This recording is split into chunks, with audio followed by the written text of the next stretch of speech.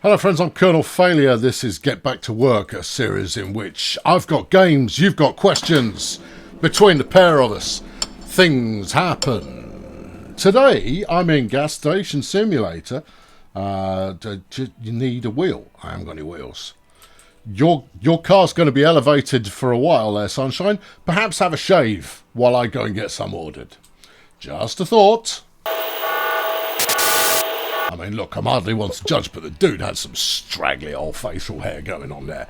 Right, I need to make a delivery here. Tyres, please. Yeah, how much do you want? Oh, a good shake. Let's get 6. It's not like we don't go through them. Give me a couple of those and a couple of these. Yeah, that'll do it. Thank you. Yeah, place that order. Good times. Right, super. What's going on? I've finished Gas Station Simulator, you know. I haven't bought the DLC yet. Hello, officer. Yeah, I'll press L shift and hold on, let me sponge this up a bit. Yes, all good. Today's question comes from Kay, and I'll get to it after I finish serving this. Oh no, I don't. I blame the game. I blame the game. You should be able to pick stuff back out of the basket and then rescan it. But even so, I'm the one who put it in there. He's going to gripe at me, despite the fact that I've actually, you know, I've discounted him to the tune of one spray can of whatever that is. Couldn't tell you off the top of my head, but I've done it anyway. Yeah. No, you've done it again, you clown. Don't just waft it over in that direction. You've got to be purposeful. There you go, flipping it. Is this bloke buying his weekly shop? Wait, that's it? Yeah, no, I know. I got one wrong. What do you want from me? All right, Kay says, can you play Gas Station Simulator? I am doing. And talk about Day of the Triffids. Good topic. Actually, I'm not sure how much I can say about Day of the Triffids. Which do you prefer? The book, the Howard Keel film, the 1980s TV series, or the 2009 TV series. Okay, well, let's clear up which of those I am familiar with, and that is, I've done 3 of the 4. The only one I've not done is the book. No, I just never. John Wyndham. I never got around to doing the book, or have I? I might have done and forgotten about it. I've definitely read a John Wyndham. What would I have read? Does it really matter? No, let's say it doesn't. Okay, so let's cover them in chronological order to start with. So obviously the book comes first, then you've got the Howard Keel movie.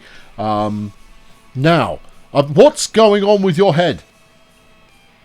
Something was flipping wrong there. We got a delivery rocked up. That'll be my tyres. You see, you can tell I've been. What is going on with this guy? Oh, he's got a little snowman fascinator going on his head. That's just weird. Yeah, I know. There's no need to beep, son. I'm coming. I've only seen the Howard Keel movie once, and the only thing I remember about it, and I'm not sure I am remembering the right movie. It feels like I might be remembering Body Snatchers instead. I think I might be misremembering, you know. Yeah, no, it does. I do think it's Body Snatchers.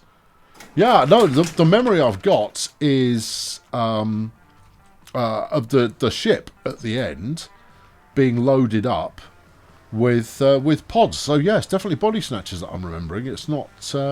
Okay, all right. Maybe I've not seen the movie. Maybe I've not seen the movie. If I have seen the movie, I'll be honest with you, I've forgotten it completely. So let's talk about the TV series, because those I definitely haven't forgotten. One I've attempted to forget, and one I just haven't. What do you mean you need wheels? I've got wheels. I just bought some. I got them out of the whatnot. I bought wheels. I did buy wheels. There we go. Yeah, place them all. Right, good. I got lots of wheels. Right. I don't know what this dude has done. He's obviously run over a set of dragon's teeth or similar. Right. Let's go. Yeah. And you. Oh, yes. Doing that thing where it takes the cursor somewhere random again. Ah, well. You'll either deal with it or you won't. Well, I guess I will, won't I? Yeah. Right. Okay. So let's talk about the 1980s series, which is fantastic. It was on the BBC in the 1980s, and first time around, I missed the very first episode. So I didn't. I have since seen the very first episode, but I missed the first one first time out. But I was, how old would I have been? 12, 13, something like that when it was first shown, and it scared me witless. Absolutely, totally scared the hell out of me. It was fantastic. There were two pieces of media that I saw at a young age that were, somewhat scary and took me into the realms of being genuinely afraid of them. The first was the Steve McQueen movie, The Blob, which I watched with my dad when I was probably about 8 or 9, and it made me, I was absolutely terrified of The Blob. Steve McQueen's first movie, The Blob, if you watch it now, you'll go, this is laughably stupid. And you go, oh, it really is. It is totally, totally stupid. But because the effects are utterly transparent, plain. But once but if you're young, then the effects genuinely don't matter so much. Let's pay him up, right? Back it up. Give him a task to do. What do I want you on today? Go and work the register. Thank you. All right. As for you, right, yeah, hello, yeah, whatever you're doing, stop it. Have your money, go back, get to work on the... Oh, you can work the car wash. Make ice creams. I guess that's the new thing. Oh, you're not allowed to work the car wash. Oh, okay.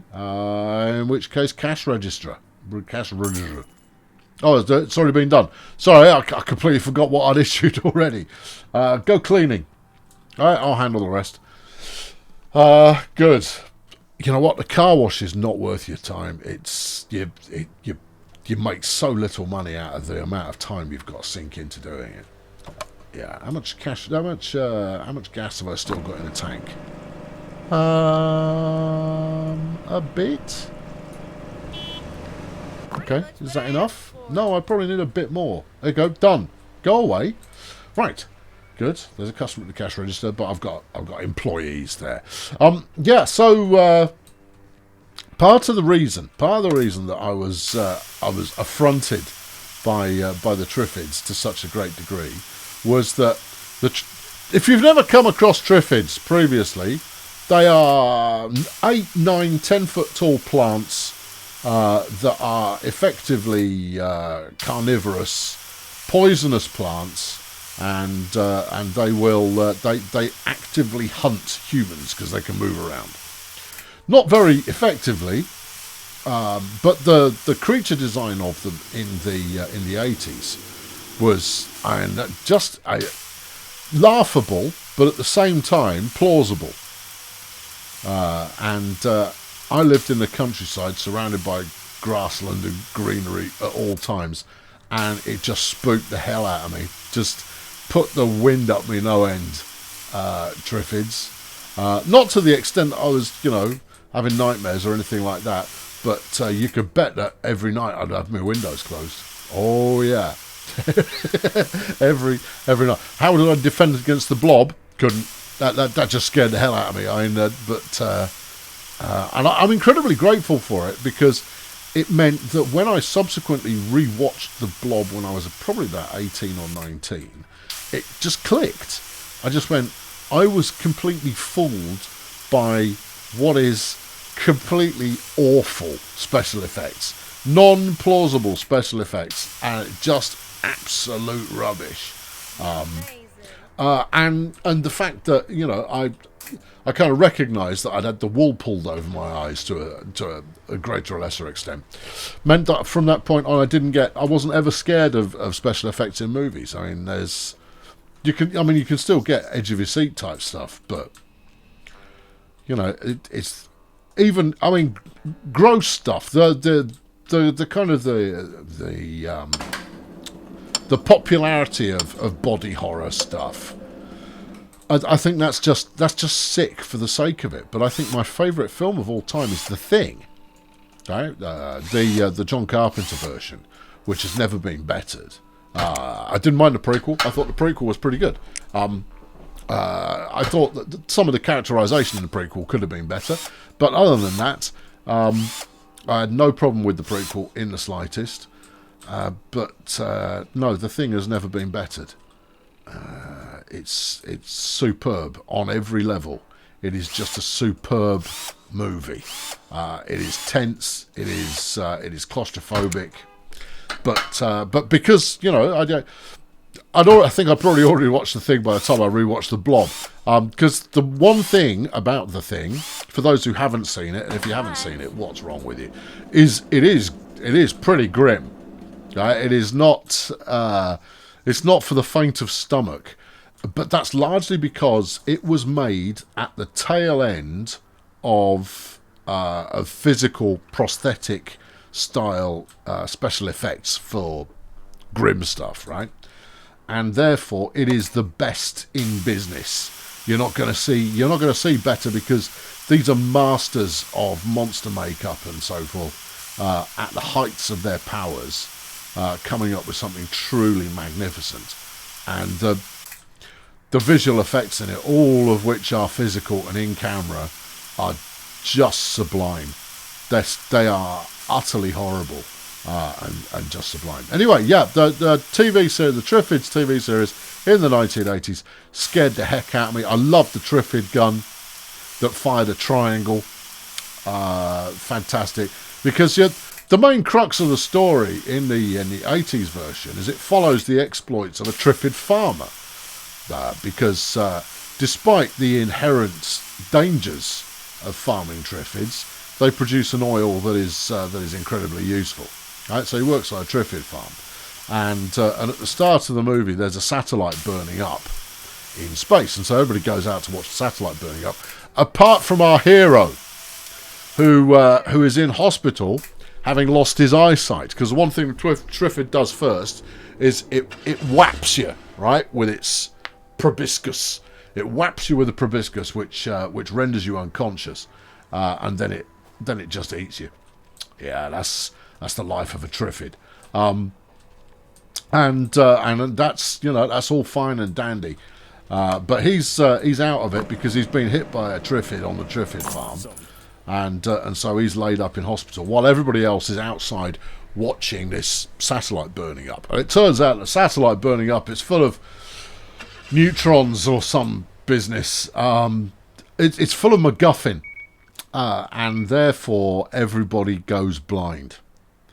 And so the Triffids have a field day, and so we follow the ongoing trials and tribulations of the Triffid farmer as he tries to survive in the post-Triffid apocalypse. And it's good stuff. And they traipse across the country, and they hook up with the inevitable. There's a thing that we do in the UK, right? With UK horror movies, you're almost always going to hook up in a UK-based horror movie with the military. And it will be, it's what we call Squatty Horror. Right, a bunch of squaddies will be out there, and you know why we do that? It's so we can have guns. Because realistically, only the military have guns. Yes, the police do have them as well, but they use them very sparingly. Not every member of the constabulary is equipped with a gun. They are specialist units. They go through exhaustive amounts of training, and any time they actually shoot someone, it makes the papers. All the papers. On every side of any political divide you care to mention. So if you're making a horror movie in the UK, got to get involved with the show me what's broken. What's broken here? You reckon that mirror's out? Well, I don't think so. Okay, well I've got some spare mirror bits, haven't I? Not recently. There you go. I bought some. There you go. Let's put that. Oh yeah, that's it. Okay, right. I'll grab that. And slap it in here. There you go. Tappy tap, tap, tappy tap. There you go. Slap the mirror in. Are you happy? She's still not happy. What else is missing? Apparently you want the other mirror doing as well. Oh, that's just gimme for you, isn't it? All right, okay, fine. Well, I'm going to charge you for it, obviously. Yeah, so yeah, in the TV series they hook up with some people with military hardware, and they've got a Land Rover. Got to have a Land Rover. And what now? I've done all of that. Do I need to pop the hood? Yeah, and what? Where's the oil fill? Here's the oil fill. Then you need to check the dipstick, you dipstick. They've still got a broken wheel. Oh, okay. You're going to need order some more tyres after this. I mean, I wouldn't do any of this garage stuff. It didn't pay quite so well, but it does pay very nicely. So anyway, that's the 1980s version for you right there. 1980s version, it's great. I don't think I've seen it in ages. I don't. In fact, for the most part, I don't think I've seen it since it was originally shown. But it was very impactful. Yeah, it put the wind up me because I lived in the country, and that was again something that I cherish.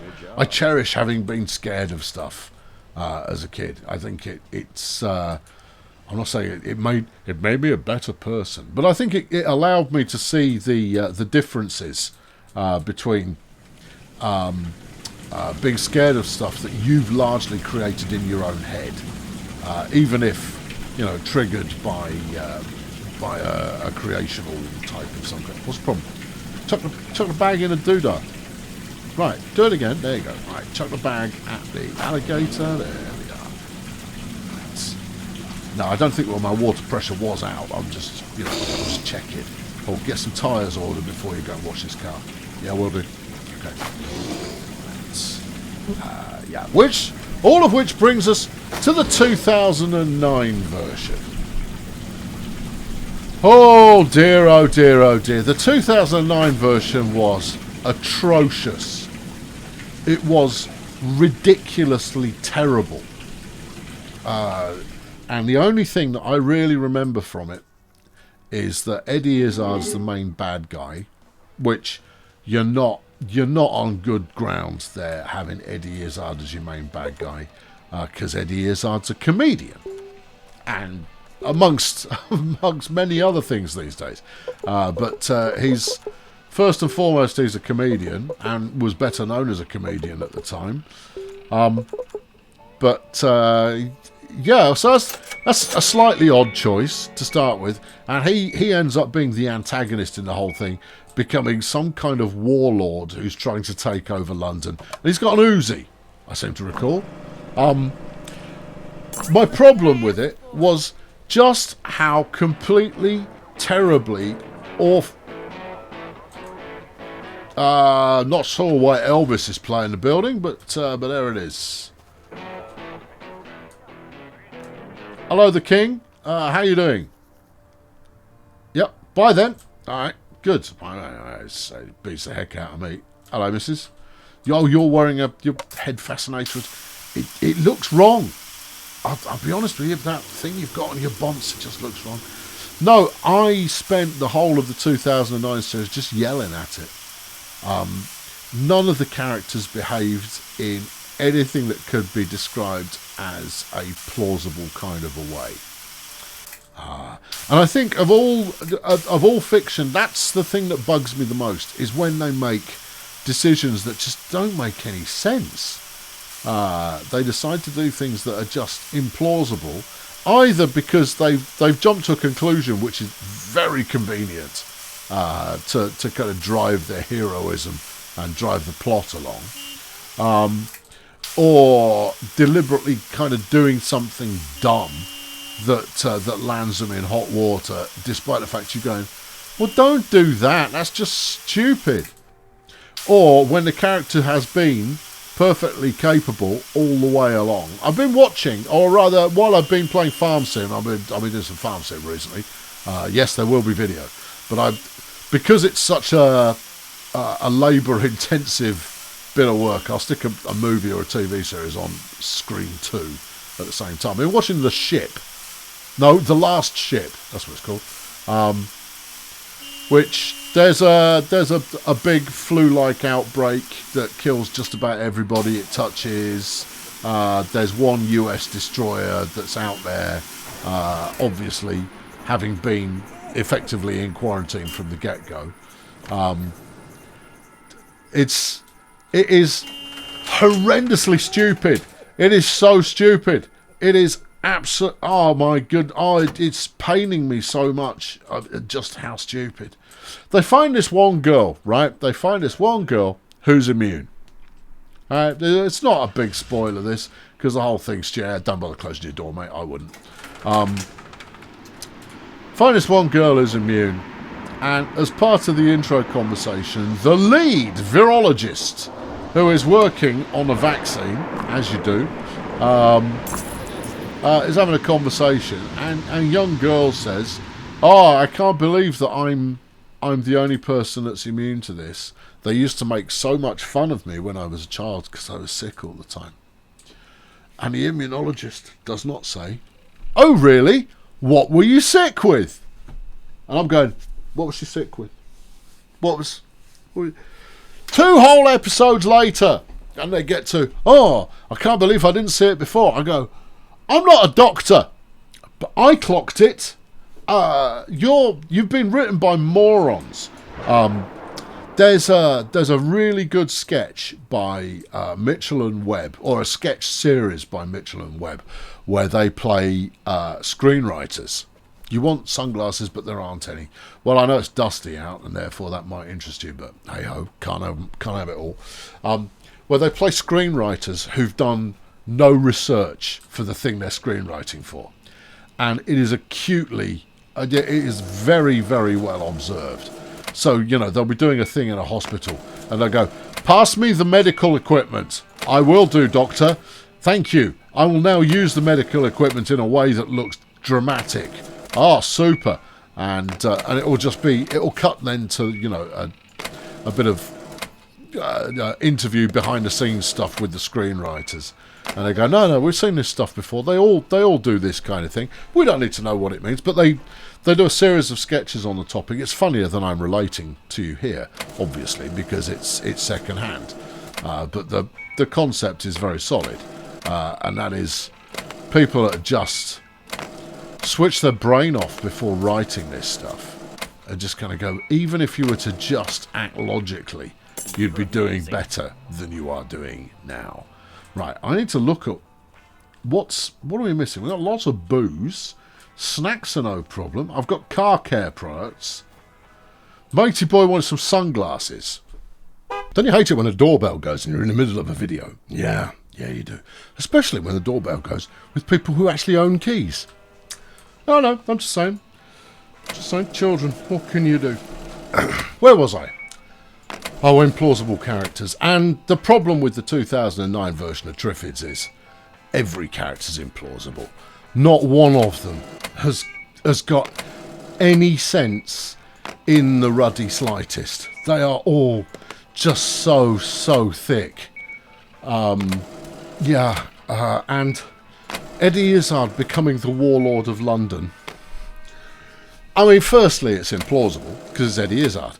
And then secondly, it's Top of the line job there. motivationally, it doesn't make any sense. It just doesn't make any... And, I'm remembering bits of it. It takes them ages to get out of London. London's falling apart, right? You've got effectively civil war going on in London. Everybody just fighting each other. The whole thing's falling apart, as it would. And yet, our protagonists decide, oh no, let's stick around here. Let's not get out of London. And you kind of go, no, get out of London. I mean, the ideal, of course, is never be in London in the first place, because London's a hellhole. But other than that, no. So there you go. There's my verdict. I need to read the book. I may have... Oh, flipping heck. I may have read it before. Could you pick that up and pass it to me, and then I'll scan it for you? No? Okay, well... What's wrong with you? What is wrong with me? What's wrong with you? Pick it up, and then I'll scan it. Clown. Officer. So the book I need to read... I need to seek out the Howard Keel movie. I'm certain I've seen it. But the memory that I have of seeing it is definitely from Body Snatchers. Because the ship's playing a bunch of music and they think, hey, we're going to escape and it's going to be great. Body Snatchers, the original, don't remember enough of it. I only remember the ship at the end. The 1970s Donald Sutherland version is amazing. Absolute. The only downside to it is Veronica Cartwright is the last survivor who has managed to conceal her emotions up to the point, because that's the giveaway. You see, is they detect you if they track that you're emotional, because the pod people got no emotions. Veronica Cartwright, if you've never come across her, is you have come across her because she's in Alien. She's the crew member who cannot keep herself together at all. As far as having emotions, yes, all of them, all the time. She is an emotional roller coaster, and yet in Body Snatcher, she's the only one who manages to keep her emotions secret right until the end. But the 70s version is fan-flipping-tastic. Made all the better by the fact that it does not have a happy ending. Also, spoiler alert, it's still worth seeing even if I've spoiled it for you, because it's brilliant. Yeah, absolutely tremendous. Absolutely tremendous. Subsequent versions of Body Snatchers, load of old rubbish. All of them. I think they've done like 3 or 4. I think I've seen like 1 or 2 of them, and they're all terrible. Yeah, there you go. So that's Body Snatchers wrapped up very quickly within the same video sequence for you there. I've been Colonel Failure. Thanks, Kate. Good question. And if nothing else, it's highlighted for me how much I've blanked a terrible TV show, while at the same time indicated I need to read the book. Yeah, because I would remember the book. I would remember it. Yeah, I'm certain I've read something by John Wyndham. In fact, I'm going to look it up. Hang on. I've definitely done a John Wyndham audio book. Give me this. Oh, what am I reading at the moment? What I'm reading at the moment is Stranger Times, which is wonderful. C.K. McConnell. Sorry, McDonnell rather than McConnell. It's fantastic. It's such a good read. I'm in the 2nd book of the series now. It's about the Fortean Times, basically, magazine. And the editor is abrasive as anything. They've got a new our explainer character, our expositional character is the new deputy editor who turns up out of her depth. It's very funny. It's very, very funny. It's very good. I can't recommend it highly enough. John Wyndham. Yes. Wyndham. The Chrysalids, no. The Midwich Cuckoos, no, I haven't done it. No, I don't. Maybe I haven't. Maybe I haven't read it. Okay. Oh, yes, I have. I've done the Kraken Wakes. That was when I was into... Oh, and that's quite good, actually. The Kraken Wakes was quite good. Yeah, there you go. It's about a giant sea monster. No, multiple giant sea monsters that shut down all global shipping. That's really good. Anyway, thanks for the suggestion. This is it's a fun one. My knowledge of Triffids partial, but yeah, if you're going to watch any of them, watch the one from the 80s. Although that said, it might have aged in the 40 years since then. 40 years since then. 40 years. 40 of the years. Hey ho! I've been Colonel Failure. Thanks for watching. Cheerio.